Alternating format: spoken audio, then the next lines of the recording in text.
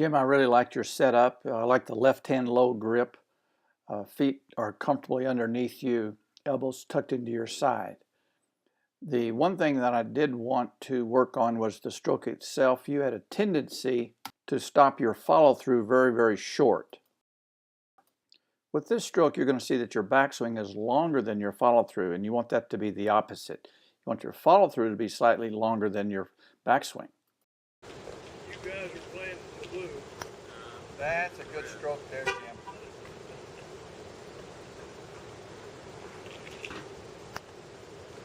Good. Smooth, one piece. Is that feeling better? Yeah. This is a much better putting stroke. Nice, smooth acceleration through the ball with a slightly longer follow-through than backswing. Very good.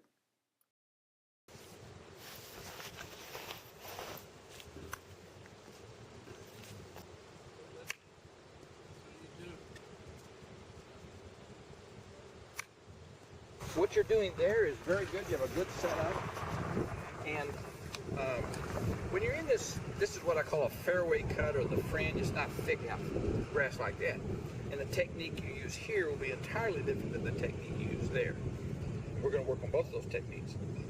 But one of the other things that you're seeing me do here, if you look at my left arm, you're set up like this. It's all in. I need you to stand taller. Get those arms straight. This becomes the radius of your golf circle. Oh, okay. Because I was going like this. And if you bend that elbow, then the length of this radius is gonna fluctuate during your swing, and you're gonna create your golf circles changing sides. I set up a 26-degree angle in this left elbow, and the club is perfect.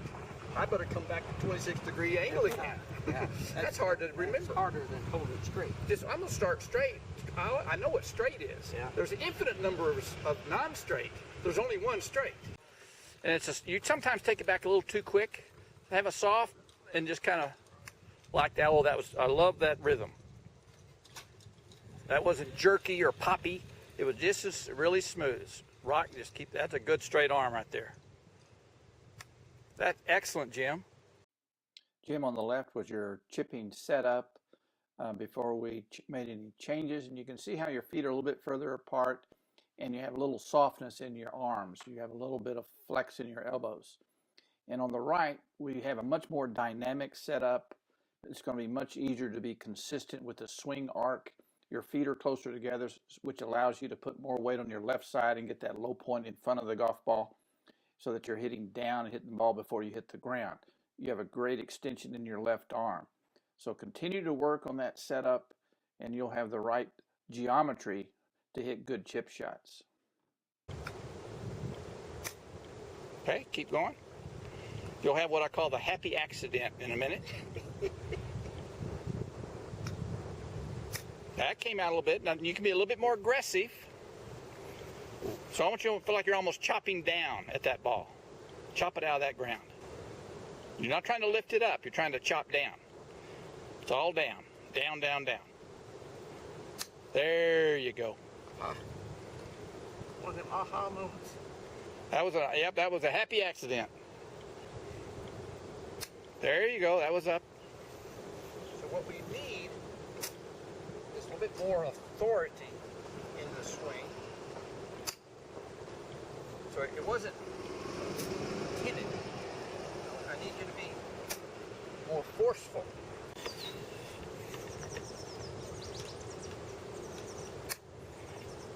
Good. Is that feeling better? Oh, lots better. Yeah. It's easy to hinge that thing. There you go.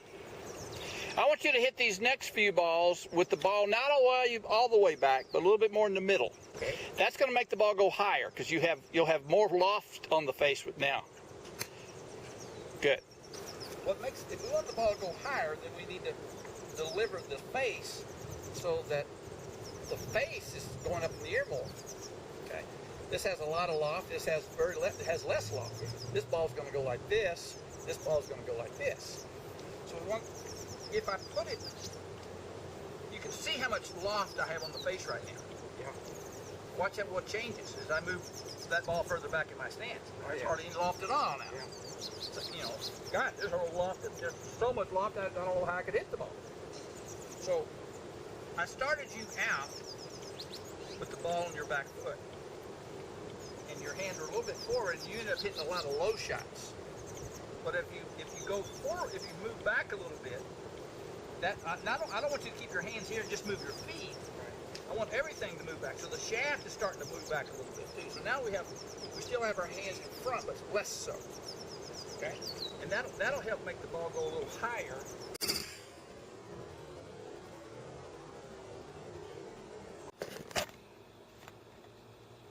That looks good. Good grip. Good setup. You've remembered a lot. You got the ball in a good position there. All right. Just swat that rubber tee. Good. Good finish of that right side. Those are all things we talked about months ago.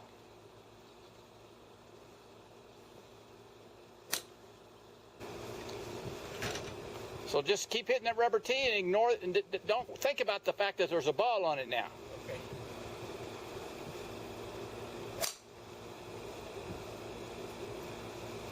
That sounded really good, Jim.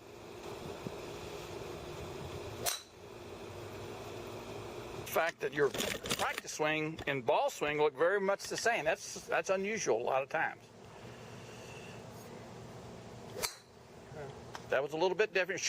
You kind of short-armed it, I call it. You kind of quit as soon as your practice swing. You had that nice full finish all the way to here. You know, you're just in a good position. On that one, you just kind of quit halfway through the follow-through. Swing to that nice finish.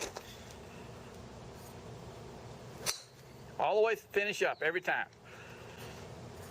We need to repeat that finish enough Or it becomes automatic. yeah, that you don't have to remind yourself anymore to do it. Your subconscious partner will do it for you. Swing to that finish.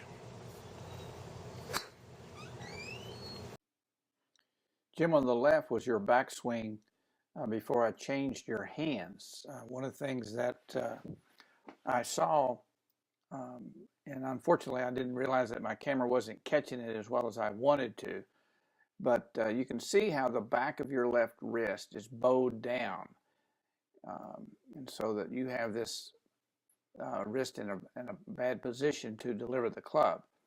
And so we changed that, and so now you have that back of that left hand much flatter in line with your forearm, and so you're now correctly hinging your wrist up and down as opposed to back and forth. And so you don't want, you were hinging your wrist in the wrong direction, almost by 90-degree wrong direction. So that's what we worked on for the balance of our time in that session. Good. Good. Just keep doing that. Good. Good. There you go. Just keep flowing like that, nice and easy. I'm probably going to see the second thing I need to change because of that change, but I won't know until I see ball flight. Good. Good. I'm not worried about the direction. Okay. That had a good pop to it. Good. Oh, that little, it's getting better though. Going much further. There's some effortless pop there. It doesn't seem like I hit it as hard. No, you'll have a much more effortless swing. So keep take it back and one little halfway rehearse. Don't swing at this ball, but take it back halfway and just remind yourself of the new wrist hinge. There you go. That's what I want you to feel. Okay, good. We're going to hit a few more, then we'll wrap it up. I'll recap what we've done today. But I want you to take this hand off. Take that. I want you to take this hand over a little bit. You put that other hand back on. So you're going to. That's called. I'll strengthen your grip. I've rotated it more to the right. That's going to help get that club square and help you hit it a little straighter. Oh, okay. Oh, much better. That's your best one today. Yeah. That's your best one today. Very straight. And it's straighter because the reason it was going to the right. The head, the face was aiming there. Yeah. Your left hand is very responsible for how fast it can square that club up on the downswing. By moving this hand over, we put our left hand in a position to more quickly rotate that swing So when it gets back to the golf ball, it's not going to be open. It's going to be square because it's rotating it faster now. So you want that left hand to be, well, here you want this crease to be pointing to your back shoulder. Okay. So you don't want it here where it's pointing right at my center. Here. So I can see a couple of knuckles. Here I can't see any knuckles. I can see 2 knuckles. Yeah.